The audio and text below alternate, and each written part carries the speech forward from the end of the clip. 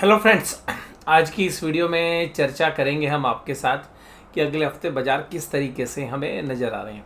लेकिन हम इस वीडियो की शुरुआत जो है इस तरीके से करना चाह रहे हैं कि आज हम अपने इंडेक्स के बारे में बात ना करें, बल्कि पहले जो ये ट्रंप ने जो है पूरा कलेश भारत में फैलाया है, पहले उसकी चर्चा हो जाए। अब आप कहेंगे कि ट्रंप को आप कलेशी व्यक्ति कह रहे हैं, लेकिन वो तो जो है शांति पुरस्कार की जो है राह देख रहा है कि नोबल शांति पुरस्कार जो है उसको मिल जाए। तो देखिएगा उसको नोबल पीस प्राइज़ मिलता है या नहीं मिलता, वो तो अलग ही बात है। लेकिन ध्यान रखिएगा यहाँ पर उसने जो बातें बोली हैं, पहले मैं उनका इम्प्लीकेशन आपके साथ डिस्कस करूँ कि देखिएगा ट्रंप ने जो भी चीज़ें की हैं ना, वो सब प्री प्लान्ड है, पूरा योजना के तहत यानी कि सुनियोजित तरीके से की गई है।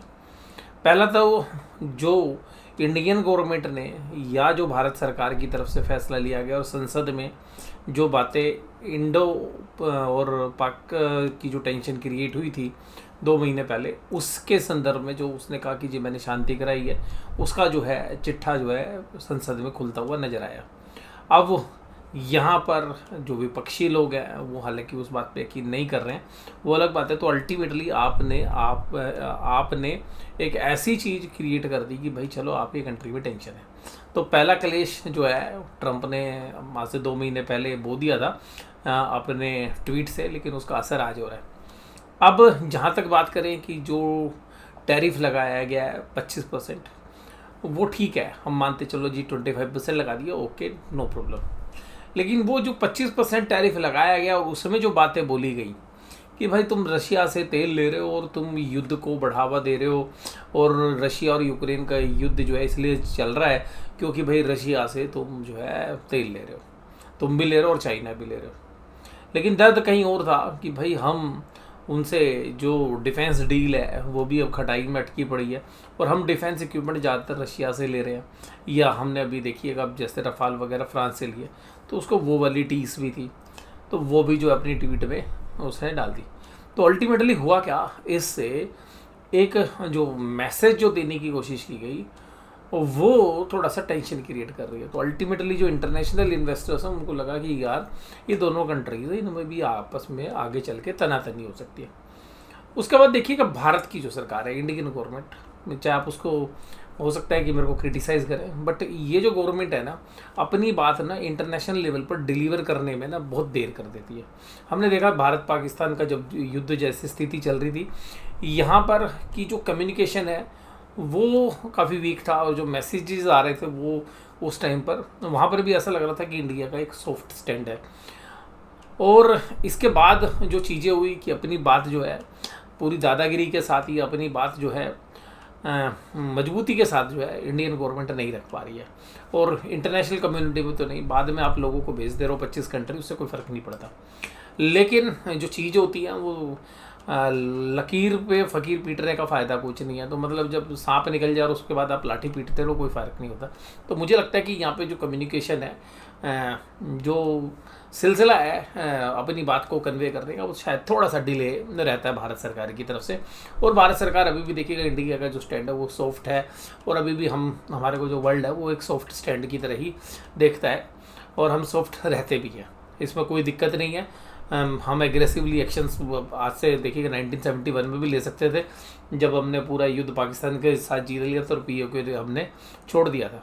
और मैं आपको अगर हकीकत बताऊं, आपको सच बात बताऊं, पीओके ना तो ये वाली गवर्नमेंट और ना पहले वाली गवर्नमेंट कोई लेना ही नहीं चाहता, क्योंकि सबको पता है कि अगर पीओके वो लोगे ना तो वो आपकी जी का जंजाल बनने वाला है। तो वो बात तो हमें बहुत अच्छी लगती है, संसद में आप कहोगे बहुत अच्छा लगता है, लेकिन कोई भी गवर्नमेंट ना इंटेंशनली लेना ही नहीं चाहती, क्योंकि पता है कि अगर उसको लोगे तो वहाँ के लोग भी आएंगे और फिर उनको संभालना, पहले अपना कश्मीर तो संभल नहीं रहा, ठीक है, अब जाके हालात जो है थोड़ी सुधरती हुई नज़र आई है। तो सीधी सी बात यह है कि उसको भी अगर आप ले लोगे तो वो टेंशन जो है सरकार नहीं रखना चाहती, तो अपने गले में घंटी बांधना नहीं चाहती। तो ये तो देखिएगा एक चीज़ें होती हैं जो आपको समझनी चाहिए। तो जियोपॉलिटिक्स में कुछ चीज़ें ऐसी होती हैं जो दो कंट्री के साथ होती है, और फिर अपनी पब्लिक को कैसे आपने कन्वे करना है वो गवर्नमेंट के हाथ में होता है। तो ये तो बात आपको आ गई समझ में। उसके बाद तो यहाँ पर गवर्नमेंट ने अपना पक्ष रखने में मुझे लगता है देरी भी की और क्लीन नहीं रखा। और जब युद्ध चल रहा था तब भी एग्रेसिवली हमने स्टैंड नहीं लिया, हमने बड़े सेफली कि भाई उनके लोग ना मर जाएं। और जिस तरीके से हमने प्लान किया वो थोड़ा सा सेफ था, चाहे हमने एक्शंस हो सकता है थोड़ा एग्रेसिव लिए लेकिन उसको कन्वे नहीं कर पाए। अब जिस तरीके से ट्रंप ने पहले बोल दिया कि भाई सीज फायर हो गया, वो भी मुझे लगता है कि एक जो है गवर्नमेंट बैकफुट पे थी। भाई आप हमारा फैसला आप कैसे बोल सकते हो? तो अगर कोई चीज़ थी तो वो गवर्नमेंट को कन्वे करनी चाहिए थी, वो मैं भी मानता हूँ। लेकिन होता क्या है कि इस पूरे चीज़ के बीच में जो है ट्रंप जी जल्ला गए।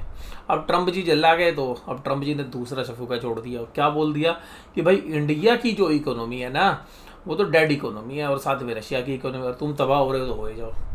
और जो आज की डेट में वर्ल्ड की फास्टेस्ट जीडीपी ग्रोथ करने वाली कंट्री को अगर आप ऐसे बोल रहे हो तो मुझे लगता है कि ट्रंप की जो समझ है शायद उसमें कमी है। आपको सबको ऐसा लग रहा होगा, नहीं उसने जानबूझ के बोला है, उनको पता है। उनका बात ये है कि अगर आप खाना खुद ना खा पाओ, दूसरे की थाली से उठा के नहीं खा सकते, तो भैया दूसरे की थाली में पानी डाल दो। तो अल्टीमेटली इस पूरे इवेंट से इंडिया की इमेज को डैमेज करने की कोशिश की गई है। अब यहाँ पर इंडियन गवर्नमेंट भी जो है स्ट्रॉन्ग स्टैंड नहीं ले रही है। अभी भी जो बात आ रही है कि वो यही आ रही है कि भाई ठीक है जी फैसला हो जाएगा, ठीक है हमको कुछ चीज़ें जो है निगोशिएट कर लेंगे, तो कुछ ऐसी चीज़ें निकल कर आती हैं। अब इसका जो असर है वो बाज़ार पर क्या होता है? बाज़ार को चाहिए क्लैरिटी, बाज़ार को चाहिए क्लैरिटी, और क्लैरिटी मिल नहीं रही। तो इंडियन गवर्नमेंट क्या एक्शन लेगी वो तो बता नहीं रही है। लेकिन देखिएगा अब ये बात ना थोड़ी दूर तक जाएगी। आज मोदी जी की जो है एक सभा थी और बनारस के अंदर वो सभा थी। तो उस सभा में मोदी जी ने क्या बोला वो सुनिए ध्यान से।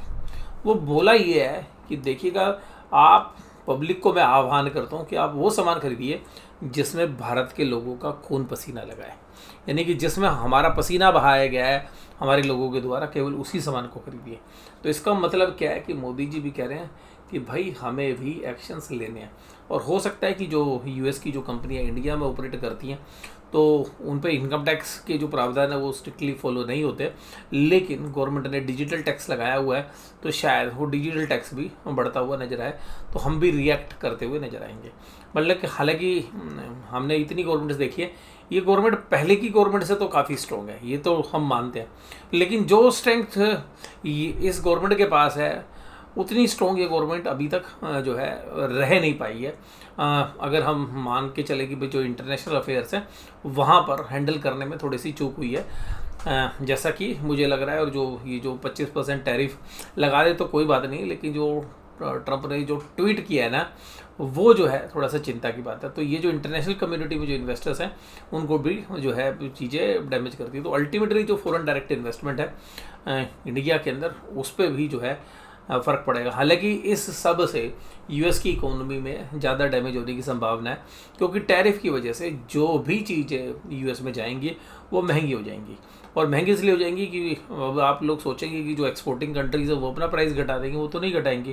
भाई साहब आप उन्हें कम सामान लेना है कम ले लो, बट टैरिफ आप लगा रहे हो तो अमेरिका के अंदर जो सामान पहुँचेगा वो महंगा हो जाएगा। और बहुत सारी कम कंट्रीज़ ऐसे प्राइस पर सामान दे रही है जहाँ पर कि वो पहले से ही अपनी कॉस्ट कटिंग कर रही हैं। और बहुत सारे प्रोडक्ट तो ऐसे भी जो कॉस्ट के नीचे भी ले जाके कंपनी मार्केट के अंदर मेंटेन अपने मार्केट शेयर को बढ़ाने के लिए भी करती हैं कि चलो अभी तो कोई बात नहीं, हमारे को जो मार्केट शेयर बढ़ जाएगा तो हमारे को प्रॉफिटेबिलिटी आ जाएगी, तो वो कंपनियां भी प्राइस रिड्यूस नहीं कर पाएंगी। अब बात हमारे को जो सबसे ज़्यादा देखनी है कि जो हमारी फार्मा इंडस्ट्रीज़ है उसको कितना डेंट पड़ेगा ये देखना पड़ेगा, क्योंकि जेनरिक का बहुत बड़ा बिजनेस हमारे को यूएस से मिलता है। लेकिन इन सब के बीच में जो भी चला, तो देखिएगा मैं यहाँ पे एक बात आपको बताना चाहूँगा, और ये बहुत काम की बात है, ध्यान से समझ लीजिएगा। जीवन में और व्यवहार में आप बहुत सारे लोग देखते हैं जिनमें से एक तरीके के लोग होते हैं पागल और एक होते हैं मूर्ख। ऐसे लोग आपको मतलब पॉपुलेशन का तो बहुत छोटा हिस्सा है, लेकिन पागल व्यक्ति की बात यह है कि सब लोगों को पता है कि अरे ये पागल है, उससे बच के चलते हैं सब, और उसका जगह होता है कि भाई इससे बच के चलना है, ये पागल आदमी है। वो कभी भी आपको पत्थर उठा के फेंक सकता है, वो आपको मार सकता है, ठीक है, आपके ऊपर कोई चीज़ फेंक सकता है अगर वो पागल खाने में जमा नहीं है तो वो सबको पता है। लेकिन जो मूर्ख व्यक्ति होता है ना उसमें एक खासियत होती है कि वो हमारे समाज का हिस्सा है, हमारे इर्द गिर्द रह रहा होता है। वो कब कितना डैमेज कर दे किसी को नहीं पता। वो डैमेज किसको करता है? दूसरों को तो करे करे, लेकिन वो सबसे ज़्यादा डैमेज अपने लोगों को करता है, यानी कि अपनी कंट्री को करता है या अपने परिवार को करता है। ऐसे लोगों को जो है कुछ लोग हालांकि फॉलो भी करते हैं, तो उन लोगों को फॉलो भी करोगे तो वो होता क्या है कि वो दुश्मन के साथ जाके मिल जाते हैं और उनकी भाषा में ही बात बोलते हैं।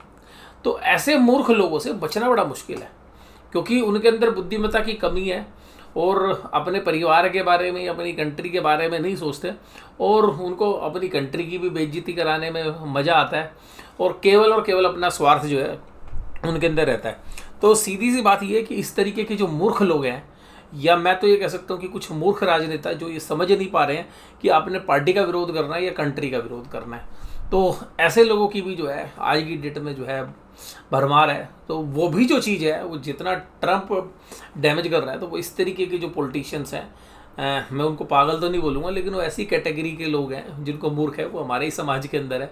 सब कुछ सही सलामत है, अच्छे से दिखते हैं, खाते हैं, पीते हैं, लेकिन वो अपने आप को नुकसान नहीं करते, वो अपने पूरी कंट्री को जो है नुकसान करते हैं। और मैं किसी का नाम तो ले नहीं रहा हूँ, लेकिन आप समझ सके एक दो नहीं है, काफ़ी लोग हैं जो इस तरीके से काम कर रहे हैं। मेरा किसी को भी इंटेंशनली बोलने का इरादा नहीं है, बट अल्टीमेटली जब वो कंट्री को डैमेज करते हैं या कंट्री की इमेज डैमेज होती है, तो थोड़ा सा बुरा हमारे को भी लगता है। और आज की इस वीडियो में बस मैं केवल इतनी बात करूँगा, अगली वीडियो में मैं आपके साथ चर्चा करूँगा इंडेक्स लेवल पे। और इस वीडियो के लिए थैंक यू वेरी मच।